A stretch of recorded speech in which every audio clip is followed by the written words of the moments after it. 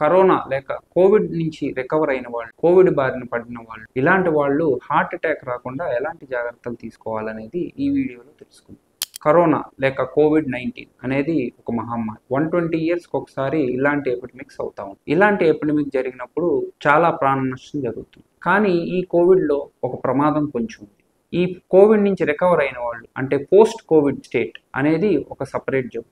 Covid వల్ల మన బాడీలో ఇన్ఫ్లమేషన్ ట్రిగ్గర్స్ అనేది చాలా ఎక్కువగా యాక్టివేట్ అయ్యింది. ఇలా యాక్టివేట్ అయినప్పుడు కోవిడ్ ఎంత తీవ్రంగా వచ్చిందనే దాన్ని బట్టి పోస్ట్ కోవిడ్ స్టేట్ సివియారిటీ అనేది డిపెండ్ అయి ఉంటుంది. ఇలా పోస్ట్ కోవిడ్ స్టేట్లో ఉన్న వాళ్ళకి తరచుగా హార్ట్ అటాక్లు, పక్షవాతాలు, క్లాటింగ్ ప్రాబ్లమ్స్, డయాబెటీస్ రావటము, కొన్ని లైంగిక ఇబ్బందులు రావటము ఇలాంటివి జరుగుతూ ఉన్నాయి.